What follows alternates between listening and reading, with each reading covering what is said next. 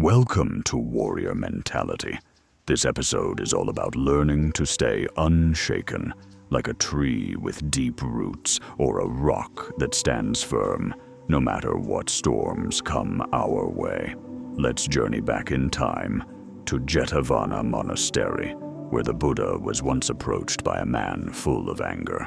This man blamed the Buddha for disrupting his family's traditions. In his frustration, he hurled insults, hoping to provoke a reaction. Surprisingly, the Buddha remained completely calm. When the man finally paused, the Buddha asked a simple but profound question. If someone offers you a gift and you choose not to accept it, to whom does the gift belong? Confused, the man replied, "It would remain with the one who offered it." The Buddha gently pointed out, "In the same way, if I do not accept your anger, it remains with you. It does not disturb my mind, for I have chosen peace over conflict." Have you ever found yourself in a situation, maybe at work or on social media, where someone says something hurtful or insulting, and you feel yourself boiling inside? In that moment, it's tempting to snap back. But here's the Buddha's insight in modern terms. When someone tries to hand you negativity, you don't have to pick it up. You don't have to carry that emotional weight. Instead, you have the freedom to remain calm, grounded, and centered. It doesn't mean you're ignoring the problem or letting them win. It means you're choosing not to be pulled into a storm that doesn't serve you. The Buddha reinforced his point with a story about a meditating monk. A frustrated traveler tried to provoke him with insults, but the monk sat still like the roots of a tree in a storm. When the traveler demanded a response, the monk simply said, "If I do not accept your words, they remain with you, just as an unclaimed gift returns to the giver." Think of a time when you encountered a rude stranger. Maybe someone cut you off in traffic or left a nasty comment online. Instead of lashing out, imagine simply acknowledging it, breathing deeply, and letting it pass by like a cloud in the sky. This doesn't mean being passive. It means choosing not to internalize someone else's negativity. Over time, this skill can reduce stress, improve relationships, and foster genuine inner peace. The man in the story then asked a tough question. But what if the harm is so great that it causes immense suffering? How can we remain calm in such moments? The Buddha answered by describing a worst-case scenario: bandits severing your limbs with a sword. If you allow hatred to consume you, the pain extends beyond your body to poison your spirit. The Buddha said, "Train yourself to think.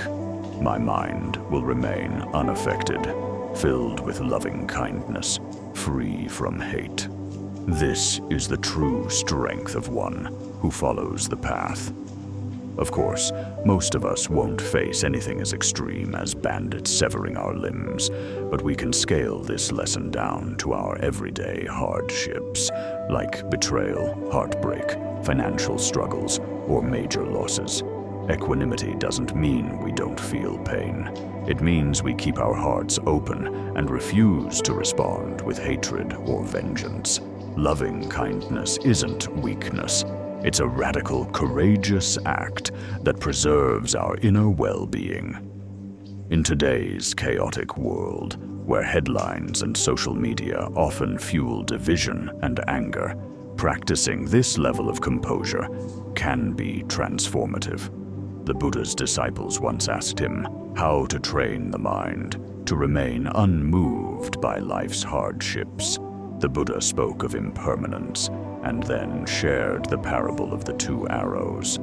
The first arrow is the unavoidable pain life sometimes brings. The second arrow is our reaction: anger, frustration, despair. By reacting negatively, we hurt ourselves more than the original pain ever could. In our modern lives, the first arrow might be losing a job, a painful breakup, or failing an important exam. The second arrow is the self-blame, hopelessness, or rage that follows. This second arrow can be more damaging than the initial problem. First arrow, job loss. Second arrow, destructive self-talk like, I'm a failure, I'll never be good enough. By practicing mindfulness, observing our thoughts and emotions without getting tangled in them, we can minimize or even avoid that second arrow altogether. The Buddha taught that a person who does not react to praise or blame, who remains steady like a rock, is truly at peace. He compared training the mind to taming a wild ox. At first, the ox is unruly, like our reactive minds. But over time, with patience and consistent effort, the ox learns to move gently and purposefully. In our fast-paced world, we're constantly bombarded with criticism and praise, from social media likes and comments to performance reviews at work and opinions from friends or family. It's now natural to crave approval and dread criticism. But these fluctuations can leave us emotionally exhausted and reactive. By staying steady like a rock, we learn to take both praise and blame in stride.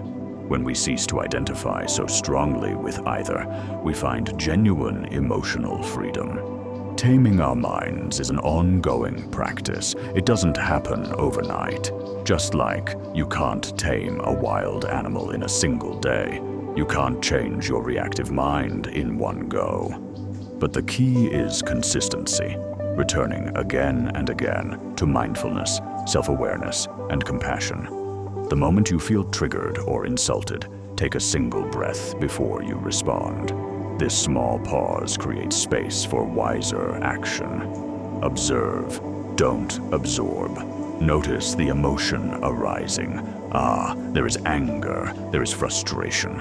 Instead of identifying with it, I am angry, recognize it as a passing visitor in your mind. Reflect on impermanence. Emotions are like waves. They rise and fall. Knowing this makes it easier to avoid clinging to anger or despair. Practice kindness. If possible, respond with empathy. Sometimes, a person's insult reveals more about their inner pain than about you. In our story, the man who came full of anger left with peace. That transformation is available to each of us every single day. We can't always control what happens, but we can choose how we respond. Remember, not reacting is not the same as suppressing. It's about mindful mastery, acknowledging the negativity without letting it take over our minds and hearts. This is why the Buddha says, hatred does not cease by hatred, but by love. This is an eternal truth. Thank you for joining on this journey through the Buddha's teaching on non-reactivity. May this story inspire you to find your own inner calm and, like a skilled herder taming a wild ox, guide your mind gently toward peace and purpose. If you found today's episode helpful, please consider sharing it with someone who might benefit from hearing these words. And don't forget to like, comment, and subscribe for more insights on living a wise and compassionate life.